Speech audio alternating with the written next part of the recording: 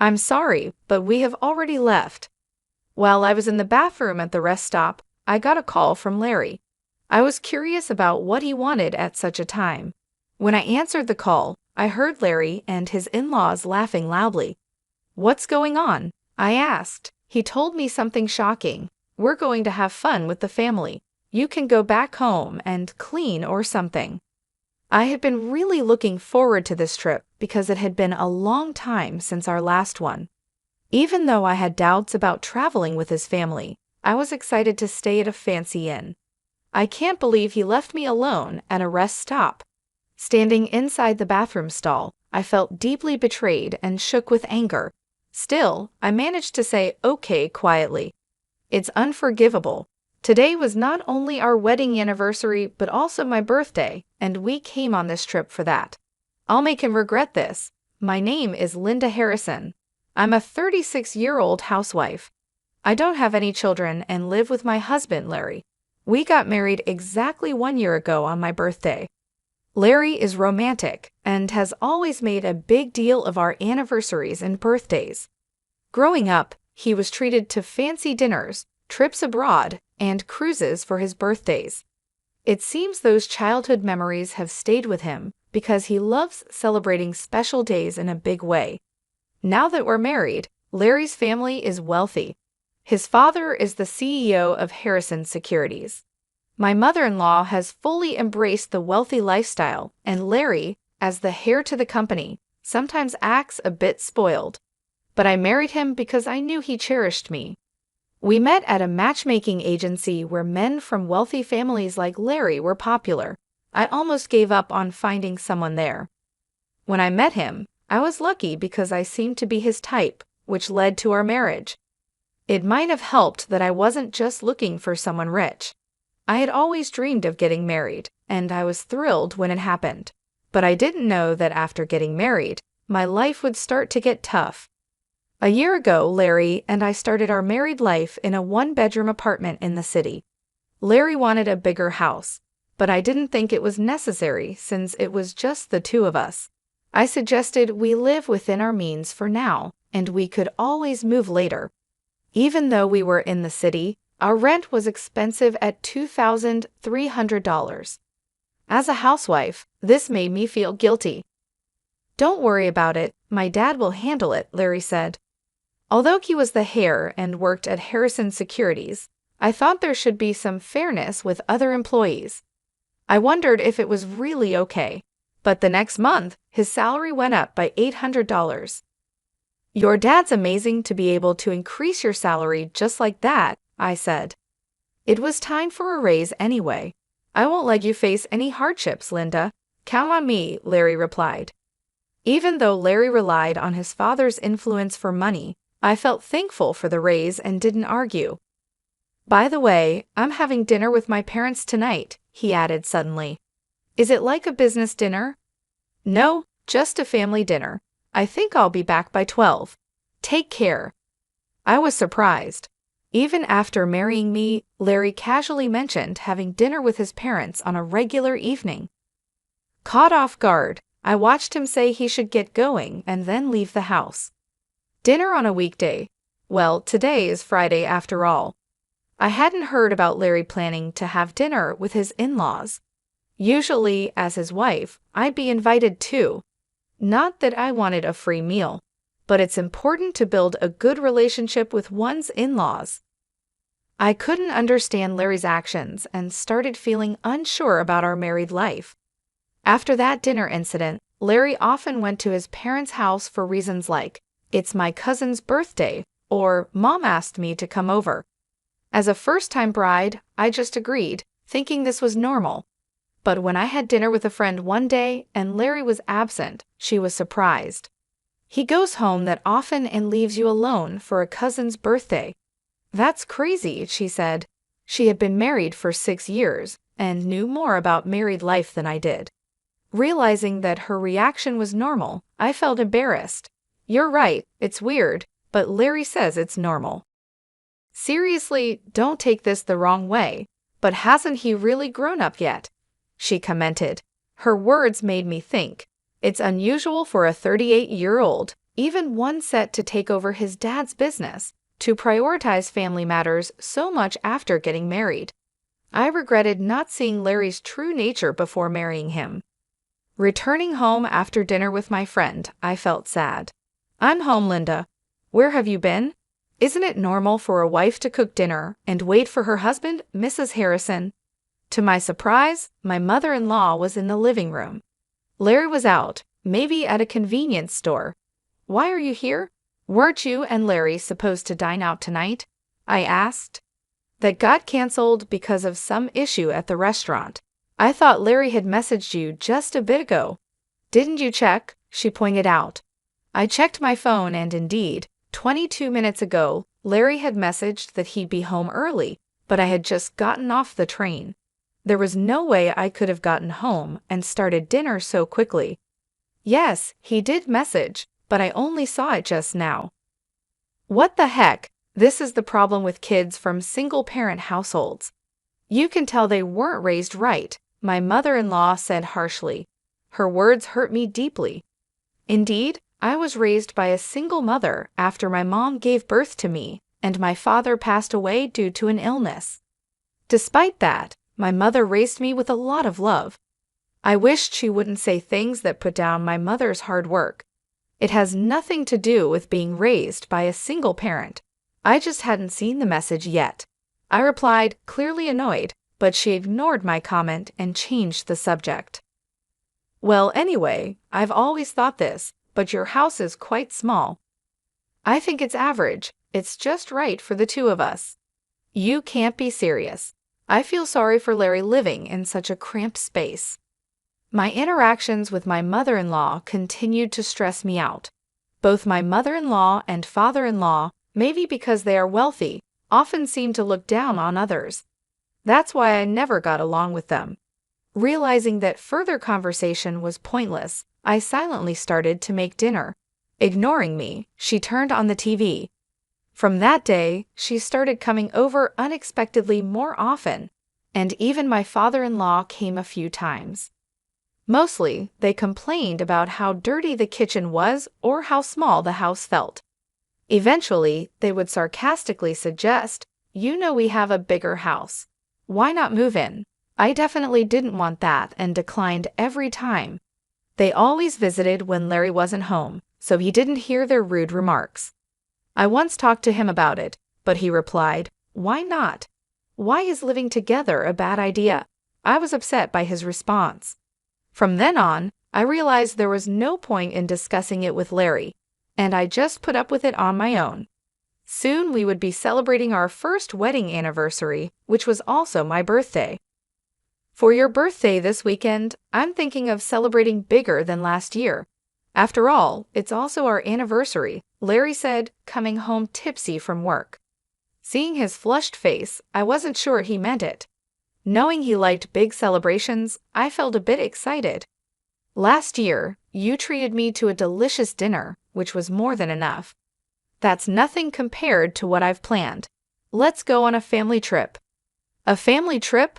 The term sounded odd just for the two of us. Noticing my confusion, Larry continued, "My parents, cousins, Uncle Scenes, and all will join. We're heading to a luxury resort in Oceanside." "All those people? And why Oceanside? Do you have a problem with a family trip, or is it Oceanside you're not keen on?" "No, it's not that, honestly." I couldn't understand why my birthday and our anniversary had to involve Larry's family, who weren't part of these occasions. I knew Larry was a bit out of touch, but I didn't expect such a strange idea. Although the choice of Oceanside confused me a little, it wasn't a big deal. "Sounds fun, right, Linda? Sometimes you've got to let loose and have fun," Larry said, a bit drunk, as he grabbed my shoulders. I found myself agreeing with him. Over the next week, I couldn't stop thinking about the trip. At first, I was unsure about going with his whole family, but as Larry said, it was a rare vacation, and I decided to make the most of it. As I prepared for the trip, I started to feel excited, and I found myself genuinely smiling. I knew my in-laws would probably make their usual rude remarks, but I decided to ignore them completely. Finally, the awaited Saturday came, and Larry and I went to his parents' house, our meeting point for the trip. "Well, Linda, you're late, aren't you? Do you even realize you're the star today?" my mother-in-law said sharply in front of everyone. But knowing I was supposed to be the focus helped soften her words a little. "I'm sorry, there was traffic," I replied. "Excuses won't do. We should leave soon. Otherwise, we'll be late to our luxury resort." All right, let's get going," I said. Despite their complaints about us being late, it was bearable.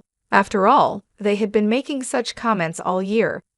Larry's cousin, who looked much younger than him and had a mean look in his eyes, made me wonder if everyone in the family was mean-spirited. My worry seemed justified when he made a demeaning remark. "This is Larry's wife?" Not what I expected.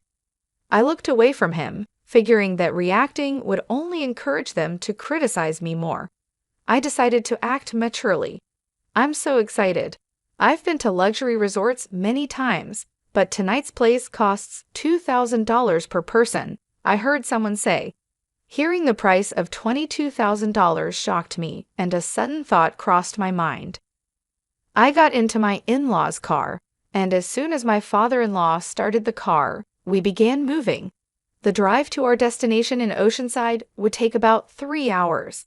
About an hour into our journey, we decided to take a short break at the next rest stop. "I'll be right back, heading to the restroom," I said. "All right, off you go," my mother-in-law waved dismissively, almost like shooing away a stray dog. I walked to the rest stop bathroom, feeling as if everyone's eyes were on me, or maybe it was just my imagination. Inside the bathroom stall, I took a deep breath, relieved that the trip had been uneventful so far. I hoped the rest of our journey would be just as smooth. Just as I was settling into that thought, my phone vibrated in my pocket. It was Larry calling. Expecting him to ask me to pick something up, I answered casually, "I'm still in the restroom, Larry." With what sounded like amusement, he replied, accompanied by the laughter of my mother-in-law. "Sorry, but we've already left." There was a moment of stunned silence on my end while laughter echoed from their side. "What do you mean?" I asked. Larry replied, "We're going to have fun with our family. You should just go home and clean, Linda dear. Today's trip is just for the Harrison family. It's a pity, but you'll have to stay behind. Goodbye." I was stunned. I had been looking forward to this trip for a long time. Having his family join us was a bit concerning, but I was excited about staying at a luxury hotel, and now they had left me alone at the rest area. I was shaking inside the restroom stall, feeling completely betrayed. Trying to keep my anger in check, I simply replied with a quiet "okay." This was unforgivable. Today was both our wedding anniversary and my birthday, and they had brought me on this trip.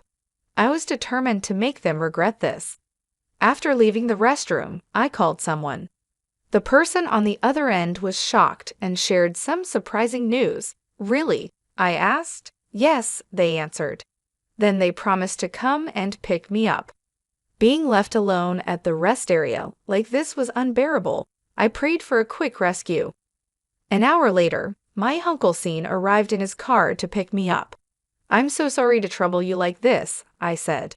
"It's okay, it's quite an unfortunate situation," he replied. "Yes, they're headed to a luxury hotel in Oceanside," I mentioned. My Uncle Scene thought for a moment, then seemed to realize something.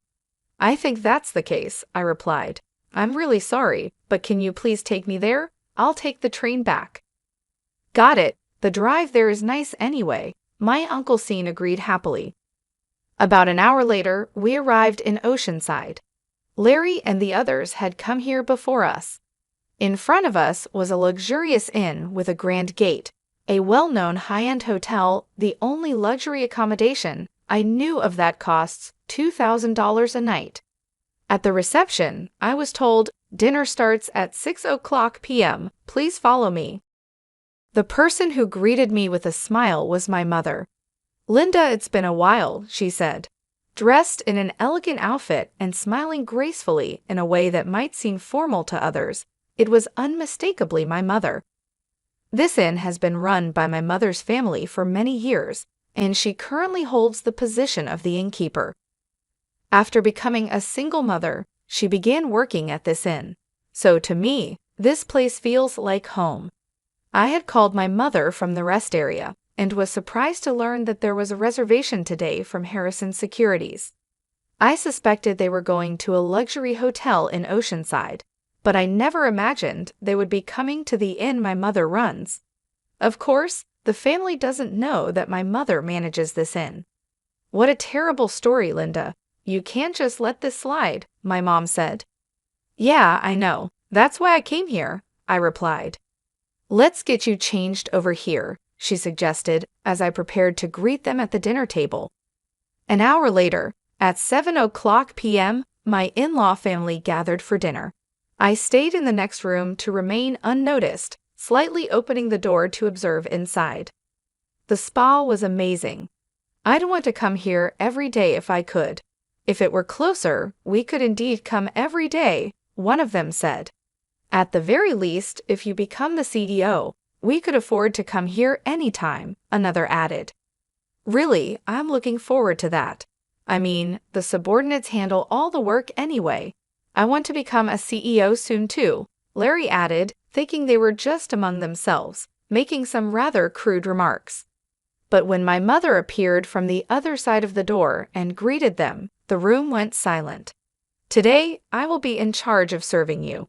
Please let me know if you need anything, my mom said, bowing with perfect grace. There was a tangible tension among the family. However, when the food was served, they resumed their inappropriate discussions. Both my mother and I did nothing, simply watching as the plates emptied before them. It's great that we all could come. We got rid of the bothersome daughter-in-law, and the food is delicious. Perfect, one remarked. If you say that, she might get angry, you know, another cautioned. It's fine, she's not really one of us. To be honest, she never was. After all, it would be a shame to have a child from a single-parent family in our household, my mother-in-law said harshly.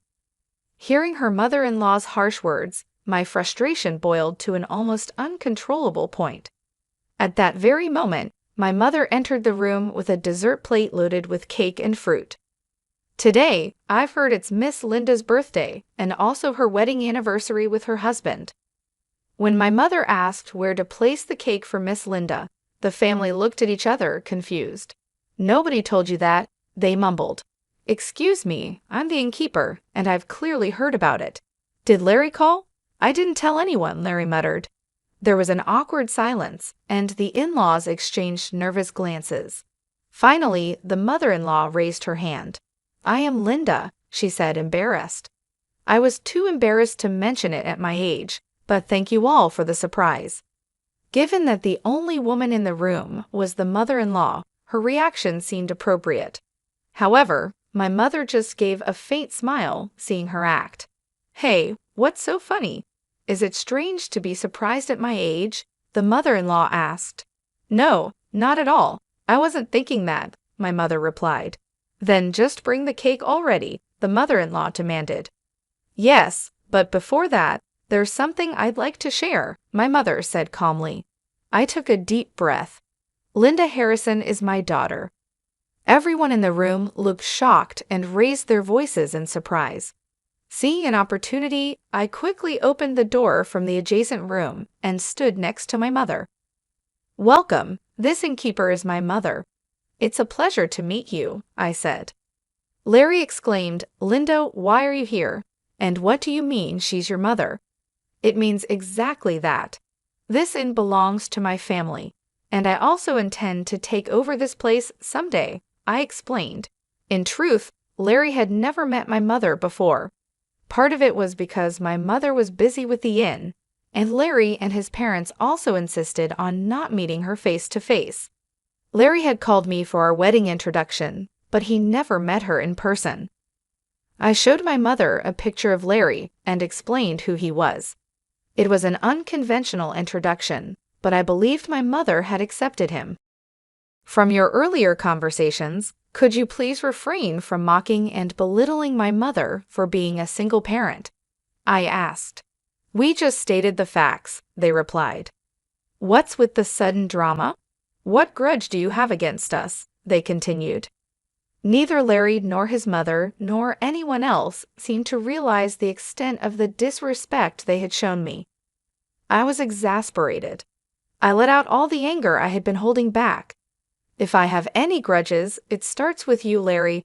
I thought you were a good person when we got married, but it turns out you're too attached to your mom. You married me, so you should put me first, right? Don't team up with your parents to make fun of me. Larry was speechless, unable to argue against my points. My mother listened quietly to my outburst. Turning to my in-laws, I asked, "Why do you treat me this way? If I'm such a nuisance, I can leave the Harrison family right now." "You'll become a lonely, poor single woman, yeah? Are you sure about being alone?" Both the mother-in-law and Larry sneered. Looking between my mother and me, I stared back firmly. "It's okay, actually. I'm pregnant, so I won't be lonely. And if I inherit this I won't have any financial worries." The truth was, I found out I was pregnant last week and hadn't told Larry yet. Only my mother knew, which is why she wasn't surprised. "A child? What are you talking about? I haven't heard about this," Larry said, confused. "Wait, Linda, if that's the case, it changes things. You should have told us sooner." Upon learning I was pregnant, the family immediately changed their attitude.